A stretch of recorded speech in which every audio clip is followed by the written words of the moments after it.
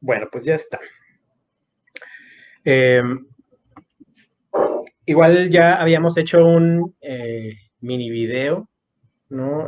Donde habíamos compartido un poquito, Héctor y yo, de qué va esta sesión, diálogo virtual, que justamente es pues lo que queremos hacer, tener una conversación, en realidad extender conversaciones que Héctor y yo hemos tenido, pues de manera personal, ¿no? Compartiendo todas nuestras experiencias docentes y ponerlo acá en el aire para que otros colegas, pues que son docentes de psicología, de otras áreas, alumnos y alumnas, ¿no? Que están tomando clases ahorita con Héctor y conmigo, o que en el pasado quizá también, ¿no?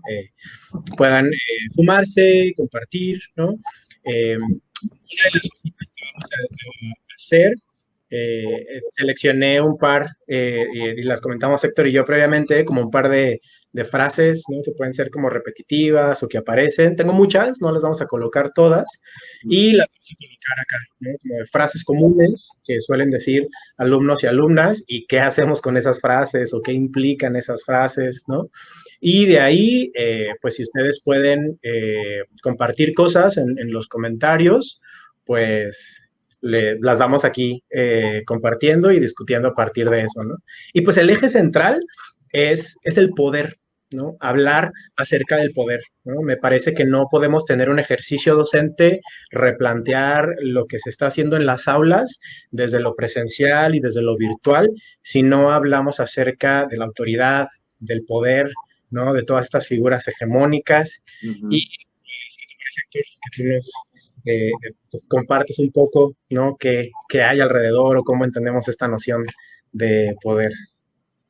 Mm, Digo, todo lo que dijiste es una muy buena introducción para lo que yo creo que toda la plática puede como ir abordando. Fíjate que estaba pensando durante la semana, estaba leyendo algunas cosillas, preparando como para la plática, pero leyendo ya desde un tiempo que hay una diferencia entre poder y dominación, ¿no? Entonces creo que nosotros pusimos docencia y poder muy general, ¿verdad? Pero que también se puede pensar la diferencia entre docencia y poder y docencia y dominación.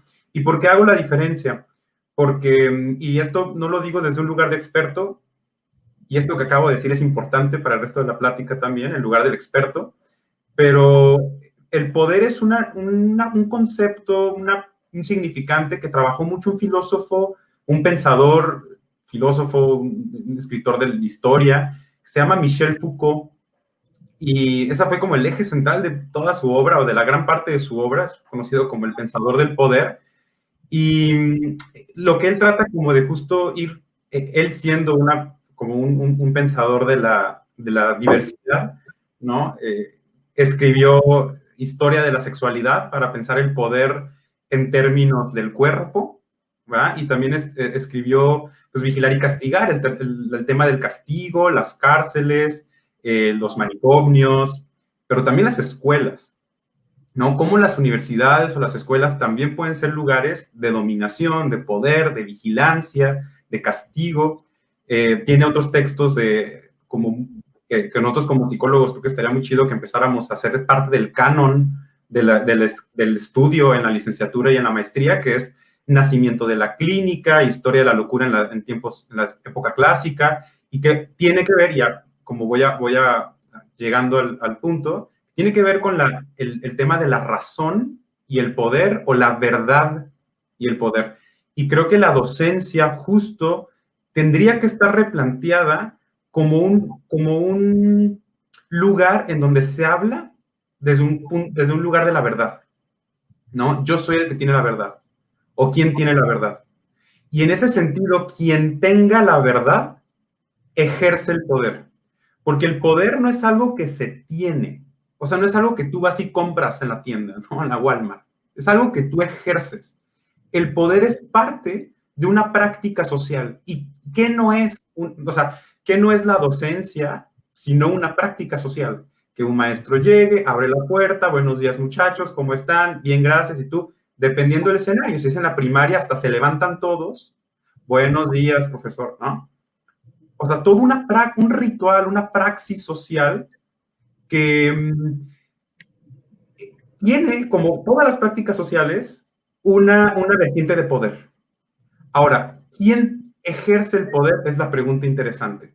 Porque entonces, como una flecha, alguien ejerce el poder y el otro lo recibe. Pero no es como que haya una figura en donde por definición tenga el poder, ¿va? ¿Quiénes son otros autores o autoras que a mí me gustan mucho trabajar en este tema? Esther Díaz es una filósofa argentina que te recomiendo mucho, Andrés, que le eches un vistazo, no sé si la conozcas. Esther Díaz es una epistemóloga que escribió mucho, tú y yo quedamos y hemos dado clases de metodología de la investigación y que andamos con los seminarios de investigación 1 y esas cosas. Esther Díaz escribió textos bien interesantes de métodos de investigación. Ella es una epistemóloga. Y es una epistemóloga que trabajó mucho los temas de Foucault, Michel Foucault. Y bueno, ella lo que dice es eso, ¿no? Como yo como profesora no tengo el lugar de poder, lo ejerzo. Y si el otro quiere ejercer su lugar de poder, también puede. Y ahorita damos unos ejemplos a lo largo de la clase. Mira, mi lapsus. A lo largo de la... Es una clase, o sea, en todos lados estamos enseñando. ya voy a terminar porque si no, sí me meto en este rollo, me enrolo con esta idea de profe. Y otro autor que es, y que tú y yo nos encanta,